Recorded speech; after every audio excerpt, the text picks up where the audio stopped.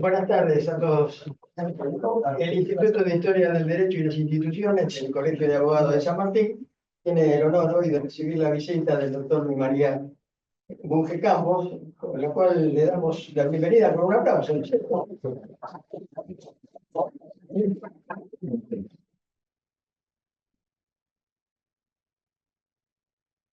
El doctor Silverman va a leer la vasta tarea del doctor Bunge Campos en sus funciones, de manera que, discúlpame.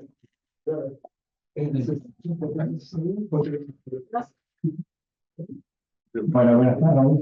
Voy a leer un resumen del currículum extenso del doctor Bunge Campos, para tener una idea, obviamente, de quién nos visita hoy. El doctor Bunge Campos es profesor de Derecho Penal, parte especial de la Universidad de Belgrano, abogado, doctor en Derecho de la Universidad de Buenos Aires, con tesis calificada de sobresaliente y recomendada al Premio Facultad, juez de la Cámara Nacional de Apelaciones en lo Criminal y Correccional de la Capital Federal desde el 2004 hasta el 2018, fue fiscal nacional en lo criminal del 1993 al 2004, consejero de la Magistratura de la Nación, que tiene obviamente la relación con el tema que hoy va a exponer, presidente del Consejo de la Magistratura de la Nación del 2008 al 2009, miembro de la Comisión Interamericana de Ética Judicial, designado por la Cumbre Judicial Interamericana en su reunión de Montevideo del 2010, miembro del Grupo Mundial de Expertos para la Iniciativa de la Integridad Judicial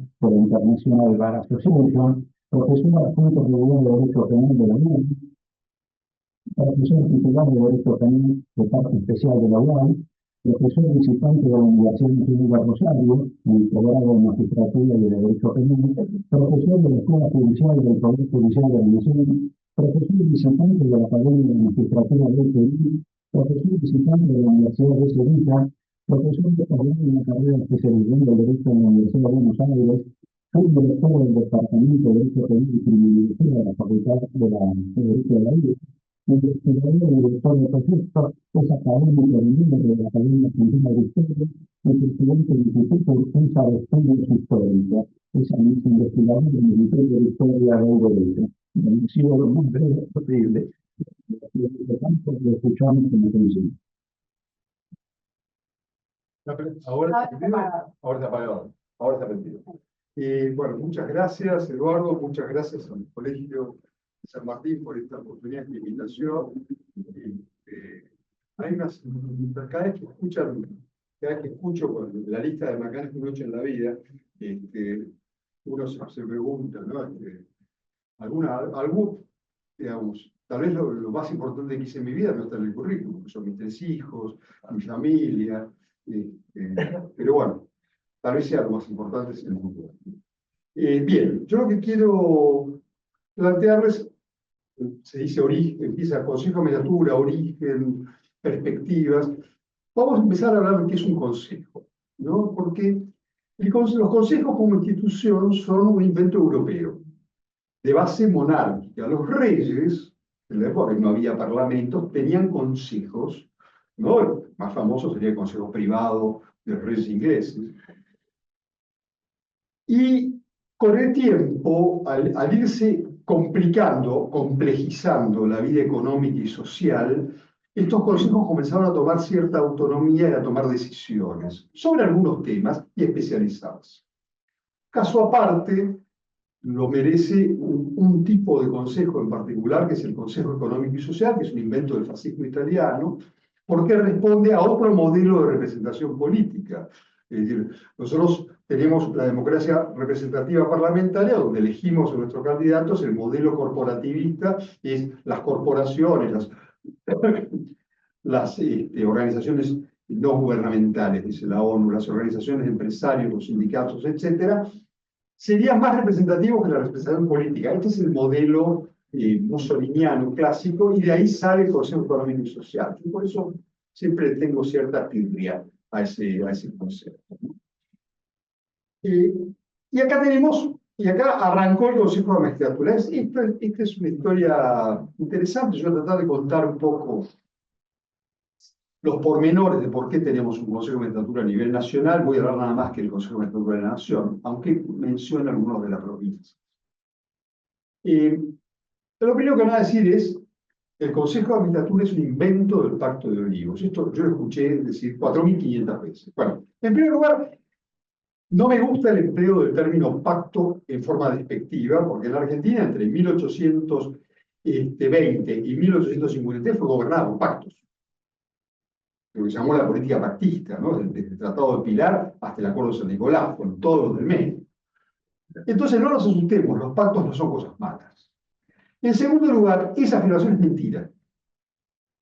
No es la verdad. La verdad es otra. La verdad es que en el año 1957 la Constitución de la provincia de Chaco estableció un Consejo de la Magistratura.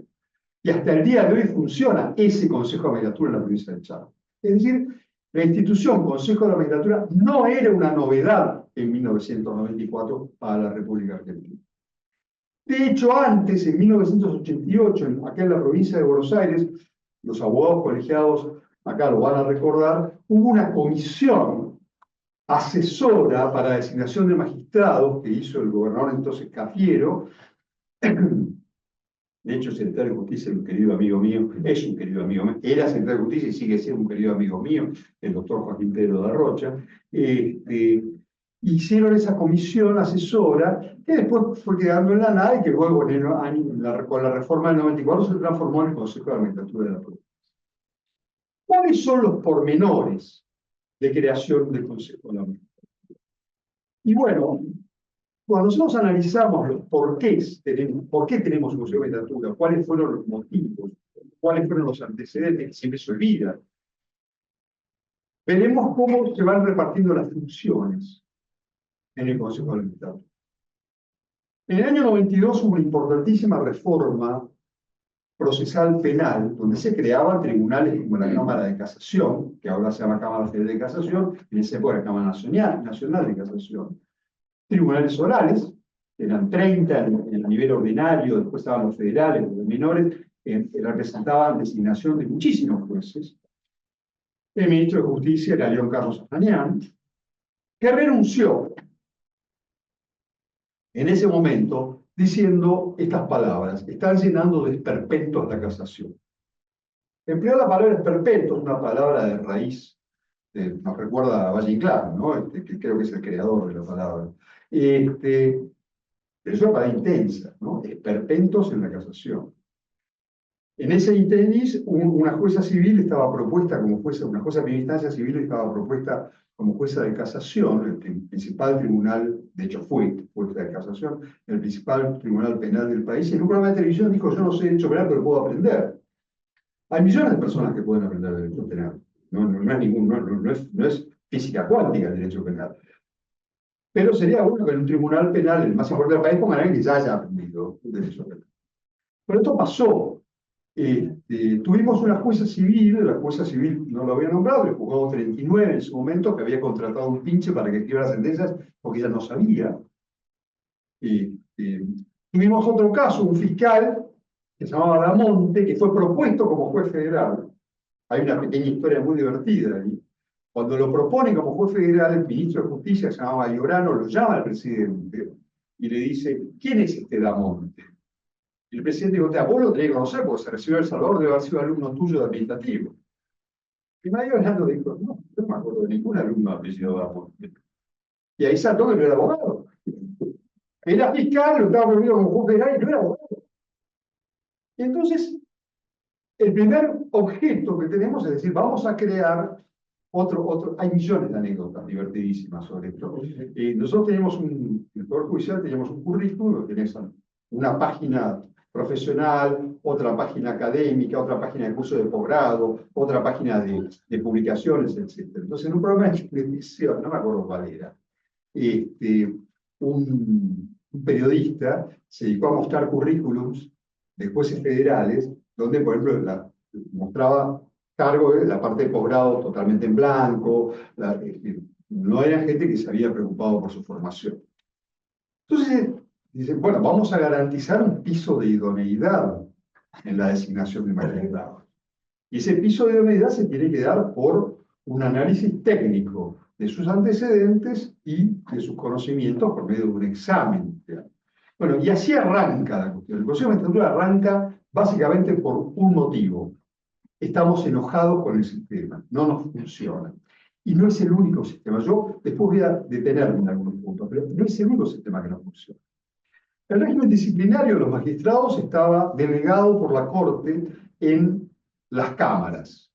Entonces, las cámaras federales del interior tenían un cierto dominio sobre los jueces por medio del régimen disciplinario. Se transformaron en mecanismos de control del régimen.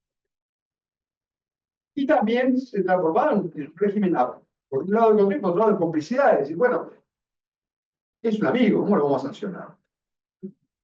A eso sumémosle lo que pasaba en el juicio político. El juicio político del juez Bernasconi, por ejemplo, estaba preso el secretario de juzgado, estaban presos los policías por asociación ilícita, el jefe de la asociación ilícita indicado era Bernasconi, y un diputado nacional dijo, no le podemos hacer tu compañero, y no se hizo juicio político. Entonces, tenemos ahí tres aspectos: selección, disciplina y acusación. En los tres aspectos, el sistema existente estaba haciendo agua, o por lo menos generaba descontento. A esto hay que sumarle un aspecto interno. No está en mi currículum, pero yo trabajé en el Consejo para la Consolidación de la Democracia, y allí el presidente Alfonsín tenía una idea, que yo creo que era buena, que era limitar las facultades discrecionales del presidente de la Nación en un montón de situaciones y tratar de ir a un régimen semipresidencialista. No tanto como el régimen francés, ustedes les pido que no se rían, sino más parecido al régimen de Finlandia. Que le funciona bien. Finlandia es una país más feliz del mundo. Creo que es el más feliz del mundo de las estadísticas.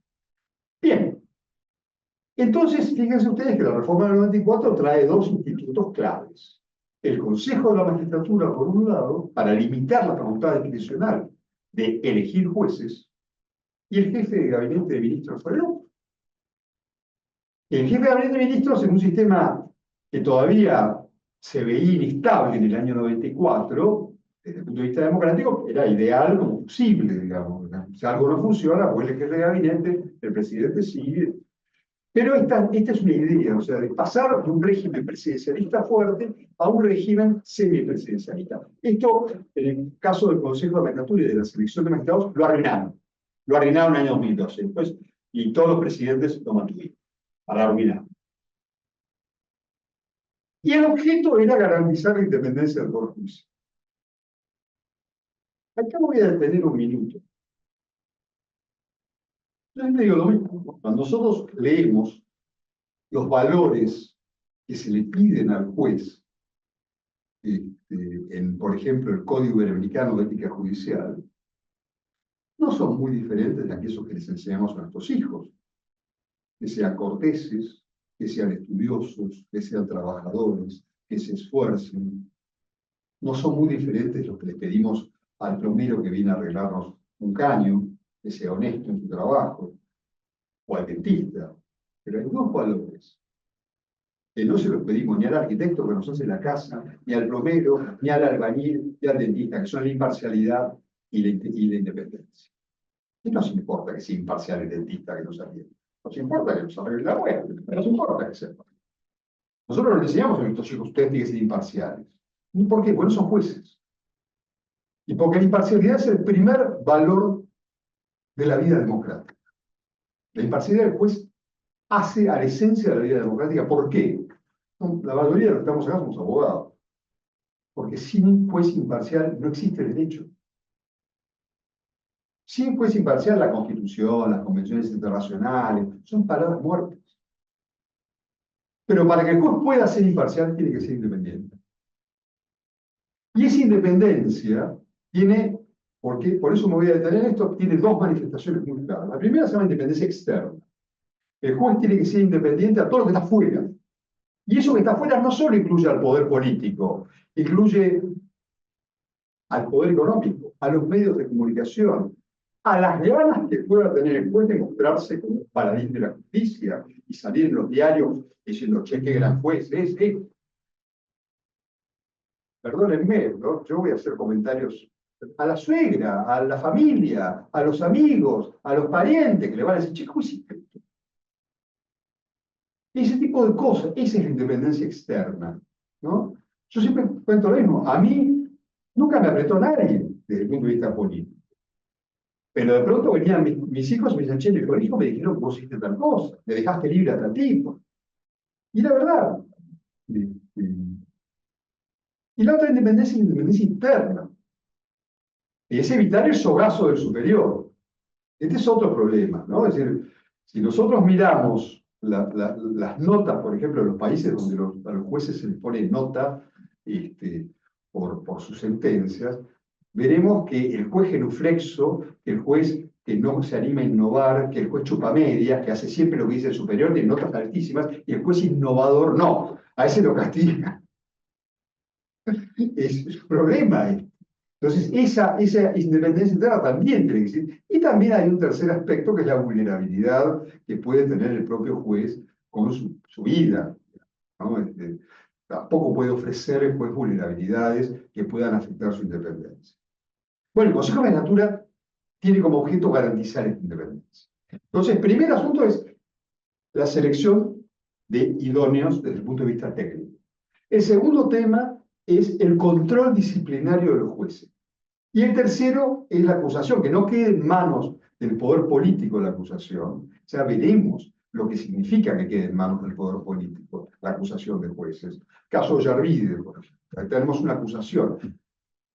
La Cámara de Diputados lo acusó Ollarvide por 6 cargos. La Cámara de Senadores resolvió uno. Y no lo dejó. ¿Qué pasó con los otros 5? Yo no sé si ustedes lo saben, pero nadie sabe qué pasó. Pero estos milagros ocurren, ¿no? Datos, si quieren les tiro algún dato empírico. Tomemos el periodo de mayor estabilidad de la Cámara de Diputados entre 1862 y 1930, son 78 años. Se acusó a 8 jueces. Tomemos el periodo de 22 años que va entre 1998 y el 2020 del Consejo de Magistratura, se acusó a 24 jueces. Y estamos hablando de los que fueron acusados, porque muchos renunciaron apenas empezó el asunto. Y de estos acusados tenemos 2 que fueron absueltos y 2 que el Poder Ejecutivo les aceptó la renuncia. En un caso, el día que empezaba el juicio político. Y en el otro caso, mucho más grave, el día en que le iban a notificar la sentencia destituyéndolo. Ese día le aceptaron la renuncia. Entonces, esto es más o menos el panorama de esos 3. Los consejos de magistratura del país, de nuestro país, tienen diversas funciones. Hay consejos que solo seleccionan. Hay consejos que hacen, por ejemplo, de la provincia de Buenos Aires, hace una selección que permanece en el tiempo, ¿no? Hacen un orden de méritos que permanece en el tiempo. Hay consejos que tienen otras funciones. El de la Nación selecciona, tiene funciones disciplinarias directas, o sea, sanciona disciplinariamente, acusa ante el jurado de enjuiciamiento, administra, ya veremos que no administra, pero debería administrar, y dicta los reglamentos del poder. Estas 5 funciones las tiene el Consejo de Magistratura de la Nación. Y acá voy a hacer una referencia que me ha traído muchos problemas, pero es así. Las instituciones tienen periodos de vida que no se miden ni siquiera en generaciones. 10 años en la vida de una institución es la primera infancia. Una institución de 10 años está saliendo del jardín de infantes. Entonces hay que tener mucho cuidado con manosear las instituciones demasiado rápido. El Consejo de Magistratura, desde el año 94, que la Constitución lo mencionó, hasta ahora tuvo 2 reformas, una frustrada, que fue la del 2012, y una que funcionó, que fue la del 2005, y luego un episodio muy extraño, que es el fallo, que yo lo voy a comentar, donde la Corte Suprema se subrogó en el Poder Legislativo y puso en vigencia una norma derogada, una norma que los representantes del pueblo habían dicho que está derogada. Yo creo que es una violación de la división de poderes, grande como una casa, pero bueno, ya voy a referir. Y esto pasó. Hay una frase que yo suelo escuchar que dice que el estadista piensa en la próxima generación y el político piensa en la próxima elección. Yo creo que hay que pensar incluso más allá. Hay un poema que, la verdad, como poema bastante malo, de Arturo Capdevila, que dice: sembrad para los dioses inmortales. O sea, nosotros plantamos el árbol no para que nos dé sombra a nosotros. Por ahí no nos da sombra ni siquiera a nuestros hijos, capaz que ni siquiera a nuestros nietos, pero alguien va a disfrutar de la sombra de ese árbol. Tenemos que pensar en esto, tenemos que pensar en la eternidad, en esos términos. Cuando hablamos de instituciones tenemos que pensar en 100 años, en 200 años. No podemos pensar en una institución que se arma de un día para el otro. Y esto lo vemos con lo que sucedió con las leyes de consumo. Las leyes de consumo se hicieron poroteando. ¿Cuántos para vos y cuántos para mí? Esa fue la única preocupación en el momento del elegir. La Constitución es muy clara. Yo voy a leer esa parte de la Constitución porque es muy clara. Dice: será integrado periódicamente de modo que se procure, y tal vez está muy mal el verbo procurar, en realidad no es procurar, es lograr el equilibrio entre la representación de los órganos políticos resultantes de la elección popular, los jueces de todas las instancias y los abogados de la matrícula federal, y asimismo integrado por otras personas del ámbito académico. Entonces, veamos acá, tenemos dos componentes. Un componente que exige equilibrio, que son los representantes de los órganos políticos que surgen de elección popular. No dice legisladores. Ya veremos por qué yo me opongo a que sea legislador. Jueces y abogados de la matrícula federal. Y personas del ámbito académico. No, ellos se quedan fuera del sistema de equilibrio. Ese es un error del informe Veraldi, cuando habla del equilibrio y mete a los académicos. No, los académicos no dice la Constitución que debe. ¿Y qué es equilibrio? El equilibrio, como fue entendido en el proyecto del 98, era 8 legisladores, 4 jueces y 4 diputados. En la reforma del 2006, eran 6 legisladores, 3 jueces y 2 abogados. Eso no es equilibrio. Equilibrio es que pensemos en una balanza de 3 platos y ninguna de esos 3 platos pesa más que el otro. Porque entonces no hay equilibrio. Si nosotros miramos, yo traje algunos ejemplos, ¿no? El Consejo Administrativo más prestigioso del mundo es el italiano. El italiano llevó adelante Mani Pulite y llevó adelante la defensa de los jueces ante la mafia, ¿no? Consejo de Magistratura de España. El Consejo de Magistratura de España tuvo la lucha de los jueces contra el narco y contra la ETA, fundamentalmente, que mató jueces de Arrodillo. Está integrado por 20 miembros. Son propuestos por las Cortes, son propuestos por el Poder Legislativo. Diputados proponen a 6 jueces y a 4 juristas de reconocida trayectoria. Y el Senado propone a otros 6 jueces y a otros 4 juristas de reconocida trayectoria. Cuando miramos el de Francia es más complicado, porque el de Francia atiende a los jueces y también al miembro del Ministerio Público.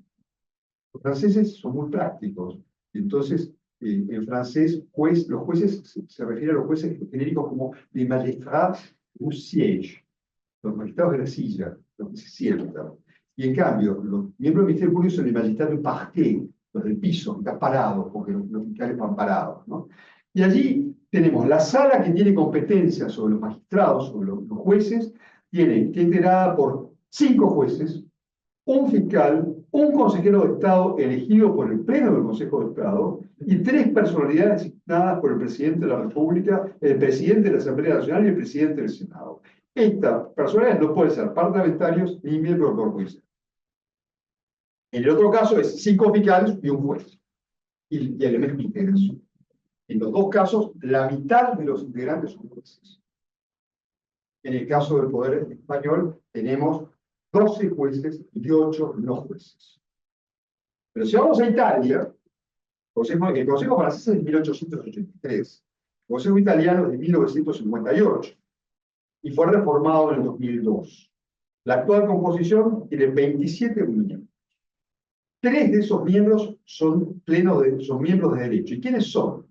Son el presidente de la República, el primer presidente y el procurador general del Tribunal de Casación. Recordemos que Italia tiene un jefe de Estado y un jefe de gobierno. O sea, el presidente de la República en Italia es el jefe de Estado, reemplazaría al rey de Inglaterra o al rey de España. No es jefe de gobierno. O sea, el tipo no descuida su tarea. Pero esto, para mí, que sea el jefe de Estado, el presidente del Consejo de Estatura, nos da una idea del nivel que le están dando a los Estados. Después de ello están los otros 24 que quedan, que son llamados los laicos. Esos laicos están integrados, son todos elegidos por el Parlamento. 16 son jueces, de los 24, 2/3 partes, son jueces.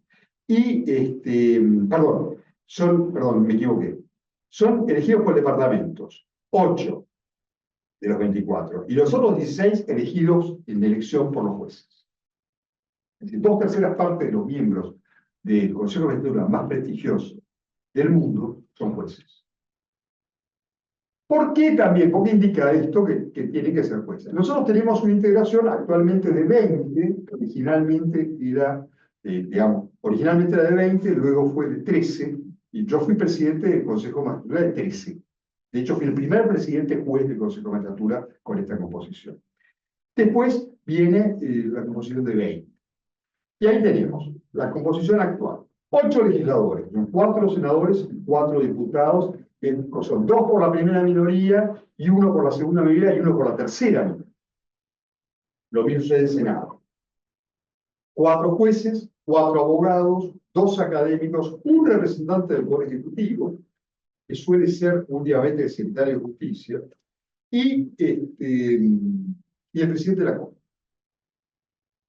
Este es el número. Entonces tenemos 8 legisladores, 4 jueces y 4 abogados. Como vemos, equilibrio 0. Debería para mí haber 8, 8 y 8 para que sea equilibrado, o 5, 5 y 5. Ahora bien, de esos 8 legisladores, son legisladores. Esto primero tiene una objeción de carácter constitucional. Uno no puede ser miembro de 2 poderes del Estado. Y el artículo 114 es muy claro en la Constitución diciendo que el Consejo de Ministros es un órgano del Poder Judicial. Esto es a lo que hace a la teoría jurídica, por decirlo así. Pero también está lo práctico. ¿Y qué es lo práctico? Lo práctico es esto, yo se lo voy a contar. Yo fui presidente de la legislatura y me tocó la gripe A del 2009, un mes de licencia, y las elecciones. En ese momento eran 6 los legisladores. De los 6 legisladores, 4 eran candidatos. Imagínate lo que les importaba la discusión acerca del puntaje que había que dar en un concurso juez de familia. De esos legisladores teníamos presidentes de bloques, legisladores de mucho peso. Eso también tiene una contraparte, que es que le da cierto prestigio. Además, las discusiones eran muy interesantes verlas, porque eran tipos de mucho nivel. Bueno, mientras yo fui presidente del Consejo de Magistratura no me gustaban las discusiones porque yo lo único que quería era tachar el orden del día y avanzar. Pero bueno, eso pasa con cada uno. Pero la realidad es que yo me pregunto, yo tenía con mi vicepresidente Ernesto Sanz, que era en ese momento presidente de la Unión Cívica Radical, presidente del partido. A ese legislador, o a cualquiera otro, Kunkel, Tito Fernández, cualquier otro legislador, la pregunta si al concursante Juancito del concurso para juez de familia, en el rubro especialidad le corresponden 34 puntos o 32 puntos, ¿en qué orden de prioridades ingresa? ¿Cuánto le importa eso? Cuando tiene 40.000 cosas gravísimas dándole vuelta. Esta es la realidad. Esta es la cuestión práctica. En cambio, si los legisladores demandan consejero de magistratura de tiempo completo, que se dediquen nada más que a eso, bueno, a eso les puedes exigir. Mirá, acá tenemos un problema. Quiero saber si a Juancito le tocan 32 o 34. El rubro especial es el rubro más importante, donde tenés hasta 40 puntos antecedentes. Y además, perdón, pero esas son las cosas que importan en el Consejo de la Magistratura. Está para ocuparse de eso el Consejo de la Judicatura, no para hacer diseños de alta política, reformar la vida judicial del universo, no. Está para discutir el concurso de jueces de familia, está para discutir eso. Para eso está. Está para saber si este juez que se atrasó corresponde sancionarlo con un apercibimiento o una multa del 10% de su salario por el tipo de atrasos que tuvo y por qué tuvo los atrasos. Está para eso. Está para saber si este juez que maltrata al personal corresponde ser acusado ante el jurado de enjuiciamiento o no. Está para dictar el reglamento. Yo dejo la parte administrativa después porque la parte administrativa es la más conflictiva porque la Corte nunca la quiso aflojar y eso llevó al desalojo del cuarto piso por ahí en 2002, el consejo anterior al mismo. Lo desalojaron del cuarto piso. Son pequeñeces muy divertidas. Pero todo esto para discutir de quién son las bombitas. ¿Quién decide cuántas bombitas van a estar acá a cambiarlo? Porque también hay un concepto dentro de esto bastante complicado. Después de esto tuvimos un intento, en el 2012, de la llamada democratización de la justicia, que fue declarada inconstitucional, donde se quiso incorporar a representantes legos en el Consejo de la Magistratura. Chubut lo quiere. Chubut, el Consejo de la Magistratura de Chubut tiene representantes no jueces ni abogados, elegidos por el representante popular. Y yo lo único que diré es, yo no veo que, hablando con los amigos de Chubut, que se quejen demasiado del sistema. Pero lo que sí estuvo mal, muy mal, es la modificación del régimen de ternas del Consejo de la Magistratura. Esto para mí es nefasto. Nosotros teníamos un sistema, con la ley de 13 miembros y con la ley de 20 anterior, que establecía que se elegía una terna, en el caso de un concurso múltiple, ¿verdad? Imaginemos que son 4 vacantes. Se elegía una terna para el número 1 y luego se agregaba un candidato por cada una de las otras vacantes. De modo tal que en las 4 vacantes eran 3 y 3, 6 candidatos. Y en el caso de que alguno de esos candidatos estuviera en otro concurso, también se hace una lista complementaria por si salía en otro concurso para correr. Bueno, esto es más anecdótico. En el actual sistema, en esos 4 candidatos, 4 cargos, se eligen 12 candidatos. Pero lo más grave de esto es que en el sistema anterior teníamos candidatos 1, 2, 3, 4, 5 y 6. ¿Verdad? Para el primer cargo elegían al número 2, suponete. Entonces, la terna siguiente, la primera terna estaba integrada por 1, 2 y 3. Eligen a 2. La terna siguiente es 1, 3 y 4. La terna siguiente es los 2 que no están más el que sigue. Ahora no. Ahora es una terna por cargo. O sea, el que salió 12 tiene las mismas posibilidades que el primero. Lo que para mí no es orden de méritos. Es rifa. ¿Por qué es esto? Porque así amplió el ámbito de discrecionalidad del Poder Ejecutivo. ¿Y qué hizo el presidente Macri, que fue el que siguió a la reforma? Usarlo. ¿Y qué hizo el presidente Fernández? Bueno, no mandó muchos pliegos, usar el mismo sistema, y el actual presidente también sigue usando el mismo sistema. Porque les conviene. Porque esto les conviene.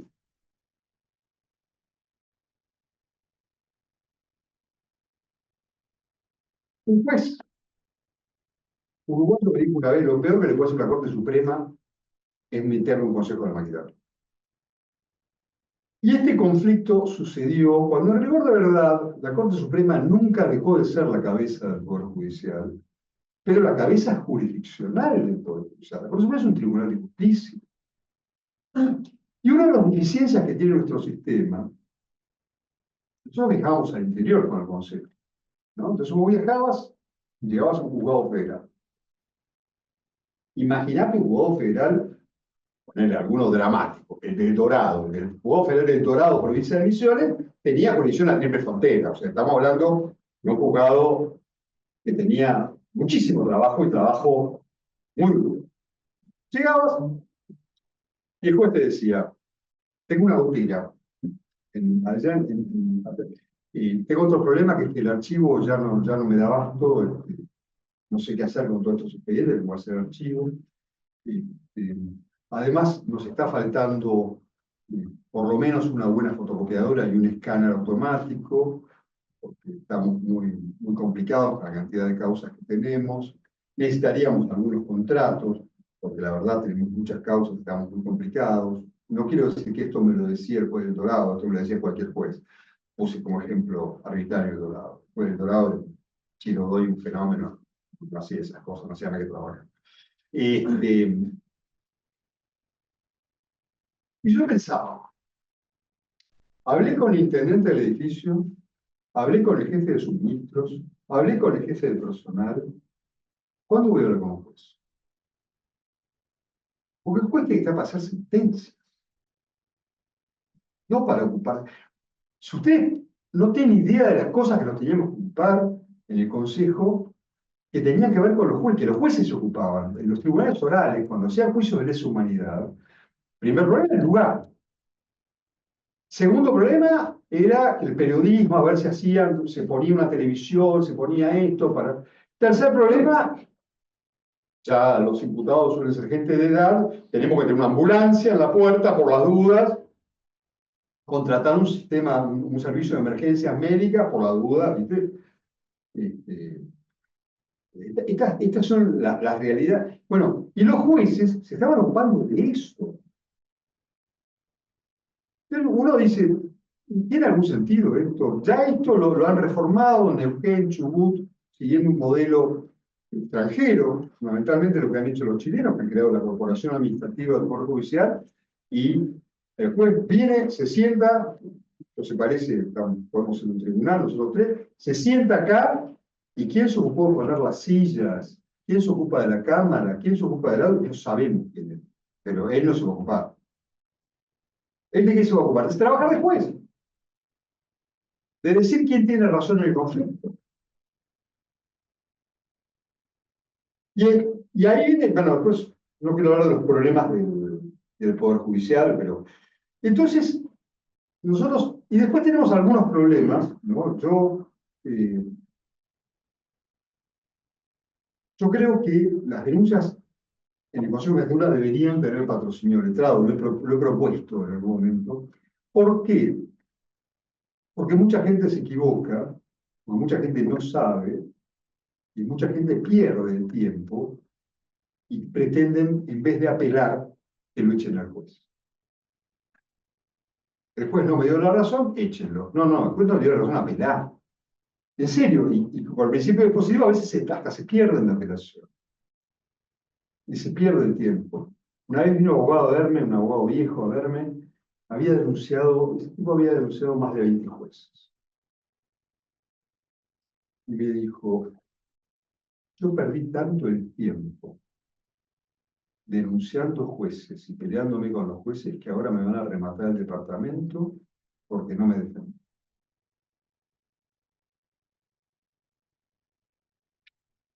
Y fue abogado, así que no hay excusa, pero es necesario, hay mucha frivolidad en las denuncias contra jueces que hay que pararla porque son una pérdida de tiempo. Pero además de frivolidad hay otro componente. Yo voy a decir algo muy feo y me voy a hacer cargo. Y es que las denuncias contra algunos jueces en particular nunca se resuelven. Y no se resuelven porque hay intereses políticos y porque del otro lado hay causas penales. Entonces es como que el juez tiene de rehén al político en la causa y el político tiene de rehén al juez en el procedimiento disciplinario, ¿no? Un equilibrio del terror. El sueño del pícaro, ¿no? Y esto uno ve, yo a veces veo, yo fui autor de varios proyectos, algunos se aprobaron para acelerar, para poner los términos, esto hay que resolverlo, yo puse si en 4 reuniones no se resuelve, hay que resolverlo, en la 4ª reunión hay que resolverlo. Y el tema es ese, que Yo lo pregunto así, y lo estoy diciendo con total claridad, es que esa demora en resolver causas disciplinarias contra jueces no me parece que sea inocente. Entonces, estas cosas lo que hay que hacer es decirlas, ponerlas arriba de la mesa y decir, bueno, ¿qué vamos a resolver? Bien, vamos al fallo de la Corte. El fallo de la Corte, yo insisto, tiene algunos defectos que son bastante extraños, ¿no? El planteo de inconstitucionalidad es sobre la composición nueva del Consejo de la Magistratura, que no respeta el equilibrio. Y por supuesto, yo creo que tampoco respeta el equilibrio, la de 20. O sea, cambiaron la mano izquierda por la mano derecha, siguen siendo manos. ¿Y qué hizo la Corte? Y acá viene, yo voy a leer algunos párrafos de la parte dispositiva del fallo, para que el fallo de la mayoría, bueno, yo debo decir que estoy de acuerdo con la disidencia del doctor Lorenzetti. Dice, por ejemplo, los nuevos miembros, hablando de los miembros que había que elegir a 2 abogados y a un juez, que había que hacer elecciones para eso. Los nuevos miembros iniciarán su mandato de manera conjunta y simultánea y lo concluirán en el momento en que se complete el periodo del mandato de los consejeros actualmente en el ejercicio. Los integrantes del cuerpo podrán ser reelegidos por intervalo de un periodo. Esta parte es muy rara. ¿Por qué? Porque la ley de consejos de 20, la ley del 98, establecía la reelección de los consejeros por una vez. La ley del 2006 prohibía la reelección de los consejeros. Se declara la inconstitucionalidad de toda la ley del 2006, cuando en realidad el cuestionamiento es sobre la composición, y se reimplanta la ley del 98 hasta con la reelección. Hay consejeros que han sido reelectos. Es decir, pusieron en vigencia una ley que los representantes que todos nosotros votamos habían decidido derogar. Cuando lo que tendrían que haber hecho era decir, tienen tantos días la Cámara de Diputados, o el Congreso de la Nación, perdón, para dictar una ley que respete estas pautas. Y poner las pautas y considerar que se debe respetar, que es lo mismo que es lo que hicieron en el fallo de los jueces subrogantes, en el fallo Rosa, que tanto protestó la FACA, con toda la razón del mundo. Entonces, yo creo que ahí vienen los problemas. ¿Cuál es el choque? El choque por la administración. El tema de la administración es el tema más importante de la discusión del Consejo con la ley.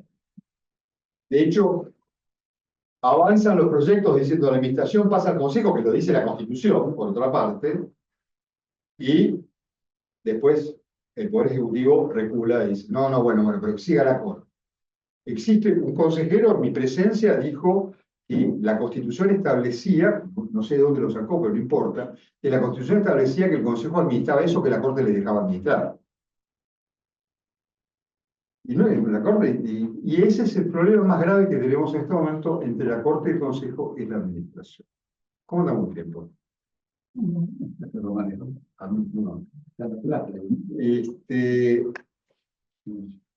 Yo quería hacerme unas reflexiones, a ver si es necesario un consejo de administración. Yo creo que es necesario. Creo que un consejo de magistratura ha mejorado. Claro, ¿en qué ha mejorado? Por un lado, tenemos el piso de idoneidad técnica que requiere el haber dado un examen, el haber mostrado los antecedentes. También esto ha generado una profusión de gente que se pone a estudiar posgrados, lo que está muy bien. Pero creo que es muy bueno que se formen, está bueno. Y eso es bueno. Ahora bien, esa idoneidad es técnica. No dice que el tipo es un buen tipo, que tiene sentido común, que va a ser un buen jefe, que va a ser honesto. No dice eso. Bueno, y ahí viene la otra parte, el régimen disciplinario, dentro del propio Consejo. El régimen disciplinario se vincula con faltas disciplinarias. ¿Esto qué quiere decir? Un juez que falta, un juez que no trabaja, un juez que no trabaja y falta. Tuvimos un caso que fue destituido. pero después que se tiene atrasos, bueno, y ahí tenemos la parte disciplinaria que a mi juicio es mejor que la tenga el Consejo a que la tengan las cámaras. Porque las cámaras, yo qué sé, ¿cuántos camaristas tienen un hijo juez, un secretario, etcétera? O amigos, o trabajan juntos, es distinto. Pero o la otra, o le tienen bronca, después de primera instancia, lo quieren tener agarrado del cogote, entonces cada tanto le meten un sogazo. Eso es una expresión muy judicial, el sogazo.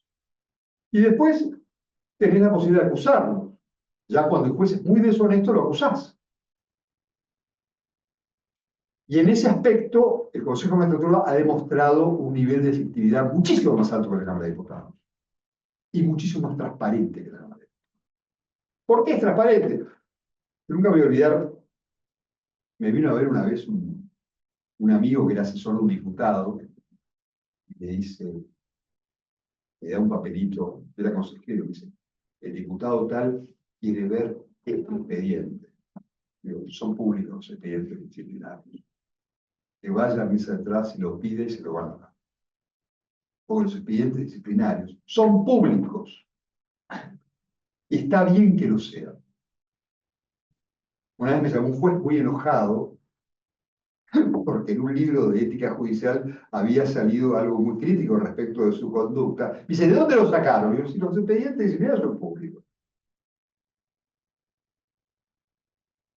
¿De dónde lo sacan? Y de expedientes disciplinarios, son públicos. Es bueno saber, esto hace la transparencia. Las discusiones en la Comisión de Juicio Político de la Cámara de Diputados no eran públicas. Los expedientes disciplinarios son públicos. Todo lo que pasa está ahí. Lo que declaran los testigos. Porque se toman testimoniales. Se hacen investigaciones. Hay que tener cuidado con el tema de la investigación en el Consejo de Magistratura porque no puede superponerse con una investigación penal. O sea, si tenemos un juez imputado de cohecho con una causa penal, si en el Consejo de Magistratura investigamos el cohecho, puede suceder que nos metamos en un baile difícil porque el Consejo de Magistratura lo acuse por cohecho y lo sobresean en el juicio penal y el tiempo te hace un juicio y te lo gana. Y que nosotros terminamos pagando. Porque la plata con la que se paga es la renta. Entonces, ese tipo de cosas son las que tenemos que ver. Después el tema reglamentario. Y el reglamento, cuando cada cámara daba su reglamento, era un sistema de autorregulación, que es mejor que pase por este órgano que está integrado por abogados, que van a aportar la realidad de lo que es la profesión, ¿no? En materia reglamentaria es importante, ¿no? Integrado por jueces e integrado por representantes que para mí no deben ser legisladores ni miembros del Poder Ejecutivo, sino representantes designados ad hoc para que se dediquen a él. Yo creo que estas funciones es importante que las desarrolle un ente diferente del Poder Judicial, que sea un ente del Poder Judicial, pero no un tribunal de justicia. Porque también yo creo que el Tribunal de Justicia debe dedicarse a hacer justicia. Porque este es otro problema. Nosotros, los jueces, miden su poder, abramos comillas y cerramos comillas con la palabra poder, en función de los metros cuadrados que tienen y de la cantidad de esclavos que hay a su disposición. El problema es este. Viene un tipo y te dice, yo conseguí 5 contratos para el juzgado. Son 5 obstáculos para la resolución. Esos 5 contratos. Cuanto más gente metés, más alejás la solución del problema, de la instalación del problema. Si nosotros tenemos que pensar en eso aquí. Se instala el conflicto, demanda, contestación, tenemos trabada la lista y se instala el conflicto. Hay que llegar a una sentencia. Cuanto más rápido, mejor. Entonces, le metemos plazos procesales, empleados, tipo que miran, que revisan, que confrontan, que hacen, y lo vamos dilatando. Entonces, la solución del problema se aleja. Pero el tiempo que vengo diciendo, que por ejemplo la justicia civil, nacional en lo civil, lo que hay que hacer es simple. con la misma cantidad de personal que tenemos, duplicar el número de jueces. Y tener pequeños juzgados, pero con señores que firmen sentencias, que tomen decisiones, que es lo que falta. Hoy el problema más grave que tiene el Poder Judicial son las vacantes. Y es dramático. No es chiste, es dramático el tema. Que se podría haber resuelto, y en esto soy parte interesada, porque tuve una postura con esto, con la figura del secretario subrogando el juzgado. ¿Por qué? Porque es otra situación. Vos vas al juzgado para hablar con un juez y te dicen, no, mire, el juez que nos firma a nosotros en realidad está acá a 20 cuadras, vaya a verlo allá. Y vos vas a verlo allá y dices, mire, yo vengo por la causa de González. ¿Quién es González? No me acuerdo cuál es. Es de otro juzgado, de otro juzgado, yo qué sé. Va. En cambio, si vos tenés al secretario subrogando, cuando golpeas la puerta, si quiero hablar con un juez, está el tipo ahí sentado. Mientras tanto, demora la designación del juez. Y además existe otro problema, y es que el Poder Ejecutivo, en los últimos tiempos, ha decidido mandar los pliegos a la Cámara de Senadores de un modo espasmódico. No te mandan un pliego en 8 meses y de pronto te mandan 60 pliegos. ¿Cómo hacen los senadores para estudiar esos 60 pliegos? Y pues en cambio le mandás 4 o 5 pliegos por mes. Los senadores pueden sentarse a estudiar cada uno como deben hacer. Porque el senador no es una escribanía que da acuerdo porque sí. El senador puede no dar acuerdo. Para eso lo votaron. Entonces, tiene que estudiar, pero si vos le mandás 50, ¿cómo los estudia? Esto es así, y las vacantes duran. Yo les voy a contar, perdón, mi experiencia. Yo me inscribí en el concurso para la Cámara en el año 2000.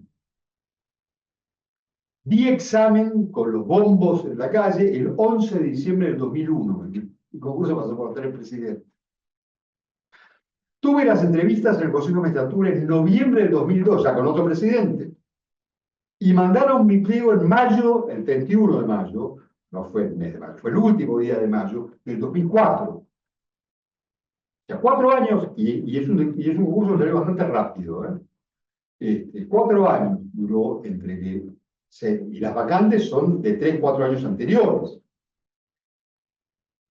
Una de las vacantes había sido profesor mío de la facultad. Y esto es así, ¿qué hacemos en el medio? Porque también hay que tener en cuenta esto, un concurso es un concurso y hay que tomarlo con seriedad. No es una rifa. O sea, hay que estudiar los antecedentes. Si quieren, después les tiro algunas pautas a los colegas abogados con respecto a cómo tienen que presentarse en los concursos. Los abogados se quejan porque muchas veces meten la pata porque no han leído el reglamento de concurso. Entonces, bueno, ahí viene, para mí, la necesidad de un consejo de magistratura. Pero lo que sucede con todas las instituciones. ¿Necesitamos un Senado? Sí. ¿Necesitamos una Cámara de Diputados? Sí. Que trabajen bien, eficientemente, rápido, honestamente y con dedicación. Si uno investiga, si uno lee cómo trabajaba la Cámara de Diputados en 1915, 1916, 1918, es impresionante. Les cuento una sola anécdota. El presidente Irigoyen asumió el 12 de octubre de 1916 y mandó la ley de presupuesto. En una Cámara de Diputados que tenía una mayoría todavía opositora. El diputado Rodolfo Moreno, que era conservador, presentó un proyecto. Me gustaría saber qué pasa si un diputado presenta ese proyecto ahora, diciendo, es necesario discutir el presupuesto. Por lo tanto, solicito que la Cámara autorice al presidente a mantener el quórum por la fuerza pública. Y la Cámara lo votó. La hidalguía de eso. Ahora ni siquiera tenemos proyecto de ley de presupuesto. Ni lo vamos a tener, ¿cierto? Ni lo vamos a tener. Nadie tiene interés en que tengamos un presupuesto nacional, una locura. Bien, quedo a disposición para las preguntas que me quieran hacer. Déjenme descansar. La pregunta, ¿qué piensa de los traslados por decreto? Por decreto, de un lado a otro. Bueno, en realidad no hay traslados por decreto. Ha habido en un momento dado traslados que fueron absolutamente ilegales e inconstitucionales. Todos. E incluso más. Yo voy a hacer mención de algún traslado en particular, sin dar nombre. Pero una situación con un traslado de un juez que se había anotado en el concurso para ese tribunal y renunció, o sea que había manifestado que no quería ser juez. Pero la situación es esta. Y bueno, ahora voy a contarles la historia real. La ley de Consejo de Magistratura vigente, en ese momento todavía no había fallo de la Corte en el Consejo de 13 miembros, establece que se agregan todas las vacantes hasta que se apruebe un consejo, hasta que se apruebe el plenario, aprueba el concurso. Teníamos un concurso en la Cámara Federal que había sido aprobado en el 2010. En ese concurso estaban ternados 3 jueces y había uno en lista complementaria. Tres personas, porque el segundo no era juez, y había un cuarto en lista complementaria. Esa era, no me acuerdo ahora ni siquiera qué vacante era. El juez Freiler fue destituido por el jurado de enjuiciamiento una semana antes de que el plenario aprobara ese concurso. Por lo tanto, esa vacante debía haberse agregado al concurso, de acuerdo a lo que dice la ley. No lo hicieron. Y esa vacante fue cubierta por traslados. Esos traslados tienen 2 problemas. El primero es la ilegalidad de origen del juez. Y el segundo es, ¿por qué elegimos a Juan o Pedro? Digamos, ninguno. Nosotros cuando hicimos el reglamento, perdón, en la Cámara de Escribir hicimos el reglamento de subrogaciones, que tampoco es que los secretarios subrogaban, pusimos que el primer eslabón era ser ternado, porque era el criterio de unidad que daba la Constitución Nacional.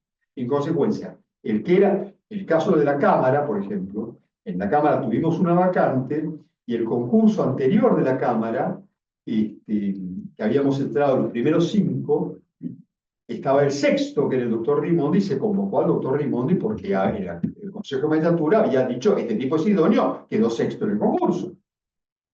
Fue el primero que quedó afuera, digamos, de los ternados. Que es un criterio objetivo. No se tuvo en cuenta esto. Entonces, la otra pregunta es ¿por qué? Porque no habían concursado, bueno, uno había concursado, sí, para La Plata, no eran los primeros. De hecho, yo voté, lo voy a decir, yo voté en su momento el traslado de Bertuzzi de La Plata al TOF, no a la Cámara, al TOF de Capital, porque estaba actuando en juicios de lesa humanidad. Igual yo creo que es una excepción que no debería haberse hecho. El Consejo de la Magistratura anterior había establecido un régimen de traslados por un reglamento. El reglamento decía, primero, ¿por qué? Porque, viste, vos agarrás y decís, bueno, un juzgado poco apetecible, ¿no? Yo qué sé, juzgado federal de Martín García. Bueno, ¿quién va a concursar? Y no concursa nadie. Entonces el tipo dice, bueno, yo concurso y al día siguiente me trasladan a La Plata. Con competencia electoral o a La Pampa, con competencia electoral. Suponete, ¿no? Entonces, esto evidentemente es un engaño. Y entonces establece que, número 1, tiene que tener 4 años de antigüedad el ejercicio de la función judicial. Tiene que ser juez 4 años. Número 2, tiene que ser la misma competencia territorial y en razón de la materia, y yo agrego también en razón de grado. Trasladan a un juez de la Cámara Nacional de Casación Penal, que tiene competencia exclusiva sobre la capital federal, a la Cámara Federal de Casación Penal, que tiene diferencia de materia, porque es federal y no ordinaria, y además tiene competencia sobre todo el país. Ni siquiera comparte la competencia. Yo, aclaro, este juez es amigo mío, y lo quiero mucho, y los dos somos hinchas de San Lorenzo, y tengo muchas afinidades con él, y le tengo mucho respeto intelectual. Pero no me parece que haya sido designado de la mejor forma. Hay que aclararlo, ¿no? Soy tu amigo Platón, pero soy más amigo de la verdad. Estas cosas son así. Estoy completamente en contra de esos traslados, en la medida en que la Constitución dice cómo deben ser designados los jueces. La Constitución dice terna vinculante. Pero sin terna, olvídate. Porque entonces entramos. Lo mismo pasa con los fiscales. Lo mismo pasa con los fiscales. Pasa que los fiscales es distinto, porque el Ministerio Público es uno solo. Los fiscales tienen cierta justificación teórica, pero los jueces no la tienen. Porque entonces sí, viste, vos concursás para el Juzgado Federal de Martín García y al otro día te encontrás que estás en el Juzgado Federal 1 de Capital Federal con competencia electoral. ¿Viste? Cuando vos decís, no, para este juzgado podría haber habido 1000 candidatos que querían estar y para Martín García 2. Entonces, es un engaño. Eso es lo que yo pienso. No sé si... El acuerdo del Senado posterior que se lo convalida. El acuerdo con el Senado posterior no convalida la violación constitucional anterior. El problema del acuerdo del Senado se vincula más con temas disciplinarios y vinculados con mal desempeño. Por ejemplo, tenemos el caso, y ahora ha habido casos, de un juez de primera instancia, que fue juez de primera instancia durante el proceso, por ejemplo, o que tuvo una denuncia en el año 82 ante la Cámara de Diputados. Después le piden acuerdo como camarista. Llega al Senado el acuerdo.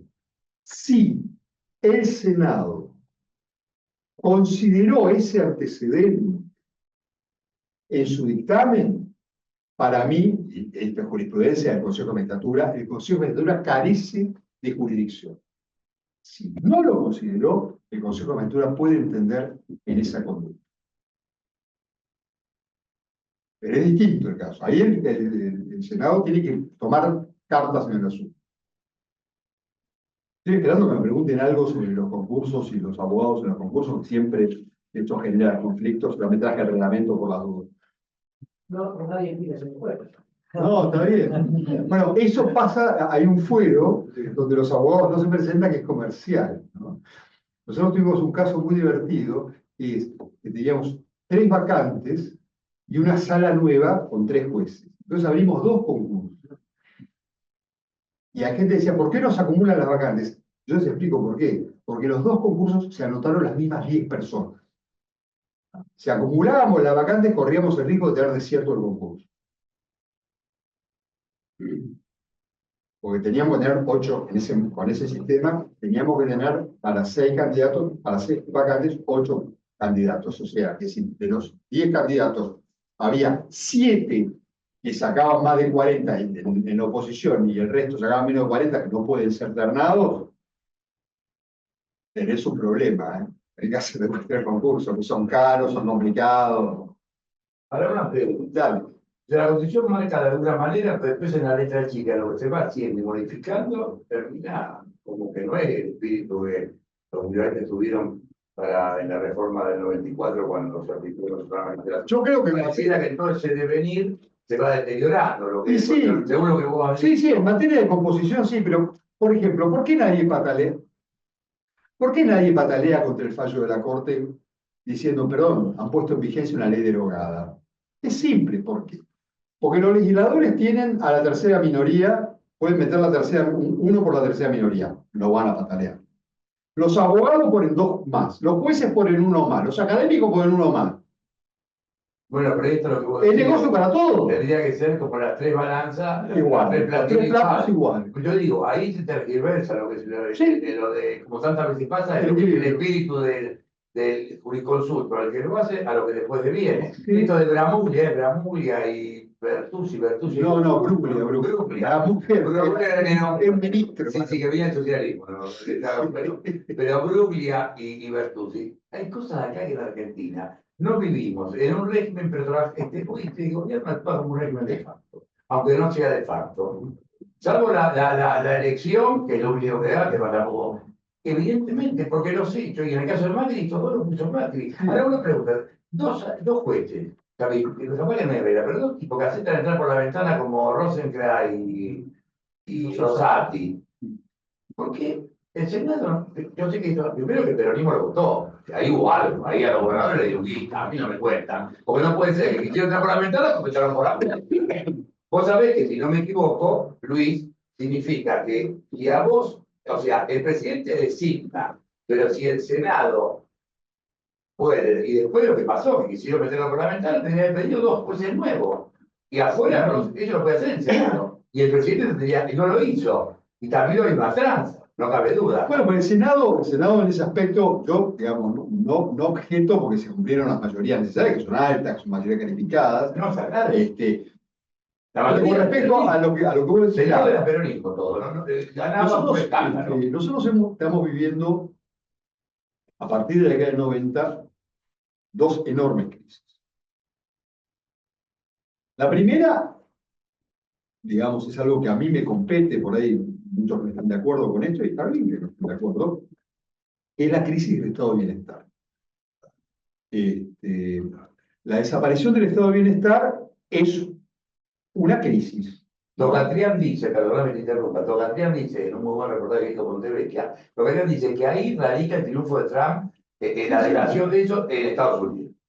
La segunda crisis tiene que ver con lo que pasó, por ejemplo, en Italia con Mani Pulite, o lo que pasó en Brasil con todo el escándalo, que es la crisis de legalidad. La legalidad comienza a aflojarse, a distenderse. Yo siempre digo, vamos a terminar creyendo realmente que cuando el semáforo se pone en rojo nos sugiere que paremos. No nos ordena que paremos. Ese va a ser el próximo paso. O sea, tomar la ley como algo laxo, como algo flojo, como algo, es decir, a mí me hace gracia. Cuando vos decís, nosotros tenemos una costumbre rara que es entender que cumplir con la ley es una sanción, ¿no? ¿Viste? Los trabajadores trabajan a reglamento, deberían trabajar a reglamento normalmente. Yo no sé si ustedes se acuerdan, pero en la década del 80 hubo una medida de fuerza de los colectiveros que trabajaban al reglamento y fue maravilloso viajar en colectivo en ese momento, porque se acercaban a la vereda, paraban, hacían un montón de cosas buenísimas, y yo decía, ¿por qué no lo hacen todos los días? O yo imagino esta situación que dígame si lo que estoy diciendo es una estupidez o es posible. Imaginemos un señor que está en la aduana revisando la valija a alguien y dice, mire, la próxima infracción puede tener que aplicar la ley. ¿Por qué no hacen la primera? Este es el tema. Nosotros entendemos la aplicación de la ley o el respeto a la ley como algo flojito, como algo laxo, ¿no? Y esto tiene que ver con toda una cultura de una palabra maravillosa que inventamos los argentinos, que refleja mucho, que es la palabra trucho. Es la cultura de lo trucho. Entonces, frente a la cultura de lo trucho, entendemos esto. Bueno, la ley es opcional. Les pongo un ejemplo estúpido, pero para mí muy claro, ¿no? La Constitución desde el año 1853 dice que todo juicio criminal debe terminarse por jurados. Ahora la provincia de Buenos Aires lo tiene, yo participé del proyecto, dándole una mano a mi querido amigo Andrés Harfuch. No tenemos juicio por jurado. ¿Y cuál es el tema? Y acá voy a dar mi postura. Yo creo que a la salud pública le hace mejor cumplir la ley, aunque sea mala, de entender que la ley es optativa. Esto para mí es un problema de salud pública, de la educación de mis hijos. Mis hijos tienen que ver que la ley se tiene que cumplir. Y si la ley es mala, habrá que cambiarla, pero aunque sea mala, hay que cumplirla. Es mejor cumplir con una ley que no nos gusta, entender que la ley es optativa. Porque eso nos daña las bases mismas de la vida social. Pero vos mostrás ahí también lo que la ley es una cosa y los que la tienen que ejercer y aplicar está el problema. Bueno, la legislatura es el huevo de la serpiente. Digamos, a favor o en contra, pero según cómo se da que ver, si el juez, o sea, hay cosas que no se entienden, pues de repente la jurisprudencia va en contra de eso y sin embargo el reo condenado. No entiendo, eso sucede. Bueno, pero Digo, porque no se puede, este es otro problema. Acá tenemos otro problema, ¿no? Es decir, que tiene que ver con el valor de independencia del Poder Judicial. El valor de independencia del Poder Judicial es también independencia de la opinión pública o de la opinión publicada. Es decir, cuando la sociedad quiere condenar y el juez entiende que hay que absolver, tiene que absolver. Y comerse todo lo que venga atrás. Y si la sociedad quiere absolver y el juez considera que hay que condenar, tiene que condenar. ¿No? Yo soy... Mi papá murió cuando yo tenía 13 años, pero era juez. Y mi abuelo, yo no lo conocí, era juez también. Y mi bisabuelo, como conocí, también era juez. Y una cosa que aprendí, porque me crié en un ambiente judicial lleno es que para ser juez, lo primero que tenés que tener es el cuero bien duro. Si no tenés el cuero duro, dedicate a otra cosa. ¿Viste? Dedicate a otra cosa. Pero si vos querés ser juez, Diría que conocer poder. vos querés ejercer tu profesión de abogado, la podés ejercer muy bien eligiendo los casos que tenés. Diciendo, este caso yo no lo agarro, este caso sí lo agarro. Y además es lo que hace el abogado. Independientemente de algo que sea defensor oficial, ¿no? Pero eso implica un nivel de compromiso distinto. Yo le dije lo de la independencia, ¿no? A mí me pasaba que llegaban mis hijos del colegio y me decían, che viejo, mis compañeros están diciendo que vos largás el tiempo con los hijos, y la verdad. Y me dolió en el alma, esto pasó. Y vos tomás resoluciones que a la gente por ahí no les gusta, entonces viene tu suegra o viene tus amigos y te dicen, che, ¿cómo hiciste esto? Y no había pruebas, y no había esto, y vos tenés que ponerte a explicar. Lo mejor que tenés que hacer es una sentencia lo suficientemente clara para que se explique a sí misma. Cosa que no suele suceder, porque después cortan las comillas donde se les da la gana y todo es criticable. Pero también es cierto que los jueces, el Poder Judicial, tratan muy mal a la gente y les pagan para eso. Les pagan para mandar tipos presos. ¿Qué esperas? ¿Que la familia del preso te haga un monumento? A mí me han insultado madres de presos que les hemos denegado la excarcelación, de arriba abajo, y yo decía, señora, tiene razón. Tiene razón en insultar. No voy a decir que no tiene razón. Cuando vos desalojás a un tipo, la mitad de la gente que acude a un tribunal la pasa mal porque pierde. La otra mitad gana. Entonces, ¿vos qué querés? ¿Que el que pierde diga que bien estuvo el juez en desalojarme? No, no lo va a decir. ¿Y sabe qué? Tiene razón en no decir. Y el abogado de esa parte no va a decir perdimos porque se me cayó el término para presentar la prueba. No. Y tampoco es cierto. Va a decir perdimos porque perdimos. Yo qué sé. A ver, eso así de la litis, dicen los romanos, la litis tiene sus estrellas. Esta es una realidad, no estoy hablando entre colegas, es una realidad, no hay que... Yo una vez me acuerdo, yo siempre digo que un edificio de tribunales es simplemente un espacio de sufrimiento, nadie va con ganas a tribunales. La gente que va a tribunales es porque le robaron el auto, porque se está divorciando, porque se le murió un pariente y tiene que hacer la sucesión, porque le pidieron la quiebra, porque lo echaron del laburo, porque tiene preso un pariente, o fue víctima de un delito. Nadie va con ganas a tribunales. Sí. A ver si por ahí es una pregunta compleja. ¿Cómo es un concurso, Luis? Porque bueno, yo soy médico veterinario, no un poco de derecho, pero sí entiendo algo de Yo voy a universitario. Sí, sí. Viste cómo es el concurso universitario, o sea, tienes la clase, que es el que más valor tiene, que es absolutamente subjetiva, O parejo. antecedentes, en mi facultad es la clase primero. No, nosotros tenemos... Antecedentes y después la entrevista. Sí. Y en la clase, si hay favoritismo, te matan. Entonces, ¿cómo es uno? No, los concursos, ahora hay instancias que yo no comparto. Bueno, los concursos son así. Tenemos antecedentes y oposición. Valen lo mismo, valen 100 puntos los antecedentes y 100 puntos la oposición. Sin entrevista, no hay entrevista. Sí, hay entrevistas después con el consejo. Y hay una entrevista con el jurado que a mí no me gusta porque para mí se pierde el anonimato. Y eso no me convence. Pero bueno, existe esa entrevista con el jurado. Pero primero, cuando la primera etapa de los concursos, por ejemplo, cuando yo concursé, los jurados eran los que ponían el puntaje de antecedentes. Y la verdad, cada jurado elegía el puntaje, era caótico el sistema porque era totalmente imprevisible. Entonces, ¿qué pasó? Se modificó esto y ahora es el consejo el que pone el puntaje de antecedentes. El puntaje de antecedentes está tabulado. Son 100 puntos, de los cuales 70 corresponden a los antecedentes de tipo profesional y 30 a los antecedentes de tipo académico. ¿Cómo se dividen? Los 70 de tipo profesional se dividen así.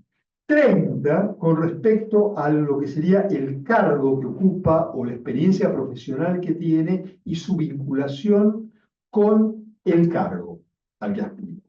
Los 40 restantes también se vinculan con esto y es la relación que tiene la experiencia profesional de él con la especialidad del cargo. Son 40 puntos, especialidad es el rubro más importante. Esos 40 puntos es, por ejemplo, yo un ejemplo de aquella época. Antes había jueces correccionales y jueces de instrucción. Los jueces correccionales hacían juicios orales y los jueces de instrucción no. Entonces, para una cámara tenían el mismo puntaje los jueces correccionales y los jueces de instrucción. Pero para un tribunal oral tenían más puntaje de especialidad los jueces correccionales porque hacían juicios orales que los jueces de instrucción. Por ejemplo. Después tiene los 30 puntos de antecedentes académicos. Esos se dividen en 3 bloques. El primer bloque de 10 corresponde a posgrado, donde si podés tener hasta 7 puntos de maestría y los 10 puntos quedan reservados para quien tiene un doctorado. Luego vienen 10 puntos por ejercicio de la docencia, que se reservan los 10 puntos para profesor titular por concurso. Y luego vienen 10 puntos por publicaciones. Esto se reparte, hay todo bien tabulado, si no está tabulado es un lío, y esto es la parte donde sí puede ser arbitrario, no arbitrario, porque como te dan el mismo puntaje, a vos te dan el mismo puntaje por la guía judicial comentada que por un tratado, porque es un libro. Y bueno, porque si se ponen a jugar el interior, ahí ya entra la arbitrariedad. Entonces se pone el mismo puntaje. Y está bien, yo qué sé, vos agarrás y decís, bueno, a ver. La entrevista no tiene puntaje. La entrevista no tiene puntaje. Después viene la oposición. En la oposición, sí, esa entrevista tiene puntaje dentro de la oposición. Son 100 puntos. La oposición que son casos de la especialidad. Luego viene la entrevista con la comisión de selección del Consejo de Magistratura, que puede alterar el orden de mérito, y luego viene la entrevista con el plenario, donde generalmente no se tocaba, mientras yo estuve los 4 años, nunca se modificó el orden de mérito en la entrevista con el plenario. A mí me perjudicaron cuando yo concursé, por eso me insistía mucho. Pero eso así funciona.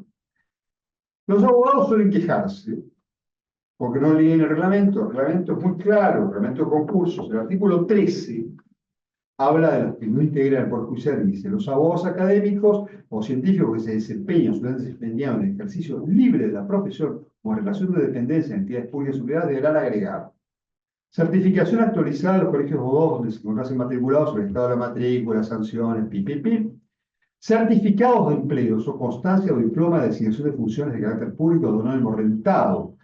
Ahí se indican ascensos, licencias, etc.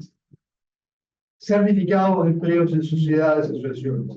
En caso de invocar participación, y acá es donde tiene el problema, en causas judiciales, como apoderado patrocinante, un listado de esas causas judiciales.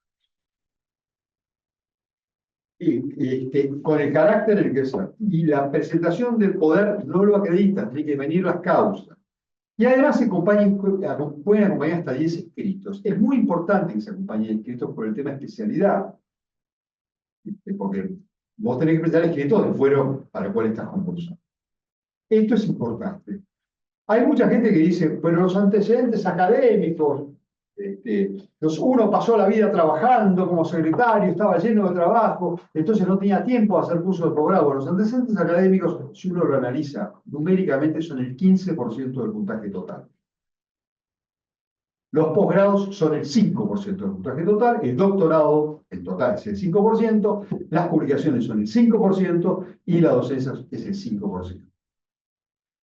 Lo que sucede en la práctica, y esto hay que decirlo, es que a los tipos con muchos antecedentes académicos les va mejor en la prueba de oposición.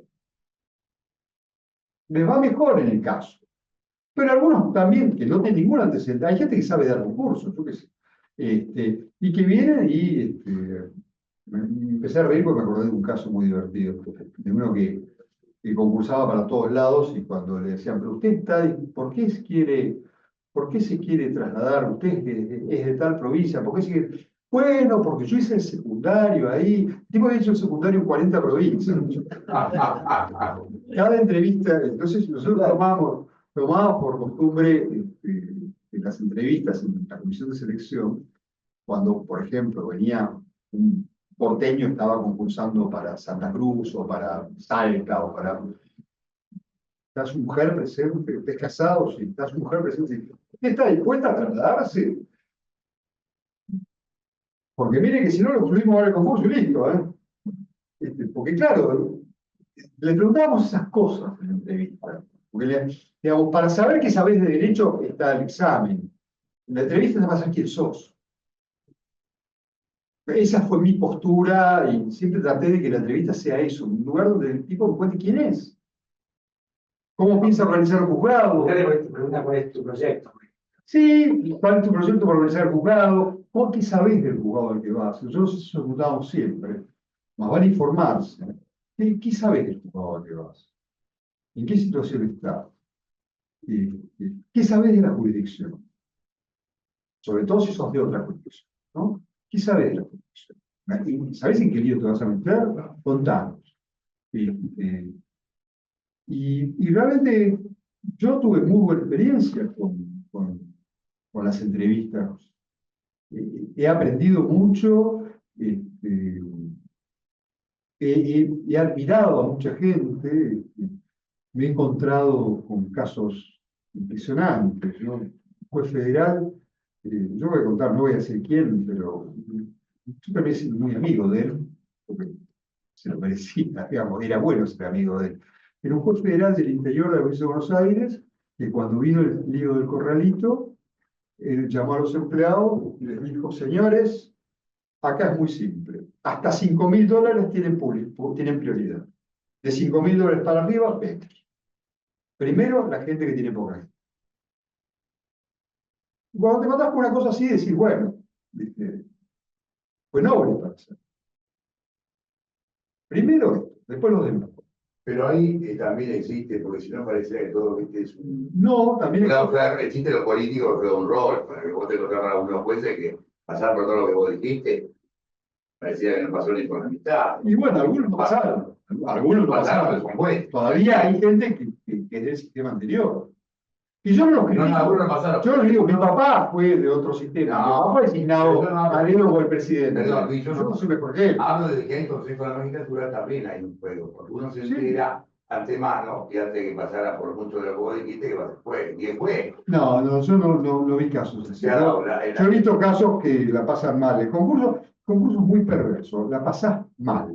El concurso es una situación, digamos, quieren que les cuente cómo concursar. Bueno, vos vas, das el examen, todo, tenés la entrevista, terminás en la terna. O sea, ya esto fue un suplicio. Llegaste a la terna. Yo hacía 2 meses que había dejado de fumar a mi primera entrevista. Y viene mi secretario y me dice, Luis, tiré el chicle. Y después de eso, estás en tu cama, tratando de dormir, y pensás, son las 3:30 de la mañana, a esta hora, mientras yo estoy acá, tratando de dormir, el otro concursante está llamando a un senador por teléfono. O sea, esa estupidez, la pensás. Venía mi secretario en la fiscalía y me tiraba una causa que yo no había leído aún, que era recién nuevita, así que chiquitita como esto, y me decía, no, es un senador, es el hijo de un senador que atropelló a 3 viejas con el auto. El caso es no, era mentira, pero estás pensando, ¿qué pasa si me toca eso? Espero que no me toque. ¿Viste? En ese momento había un conflicto en el Ministerio Público con el Ministerio de Justicia, y había que firmar unos papers quejándonos ante el ministro de Justicia, y a mí me decían, no lo firmes. No, yo lo firmé igual, porque no podía creer que hubiera tanto chiquitaje. Yo lo firmé, pero te dicen, no lo firmes. Uno empieza a pensar todo eso. No, nadie está tan seguro. Es complicado. Bueno, si no hay más preguntas, entonces vamos a despedir la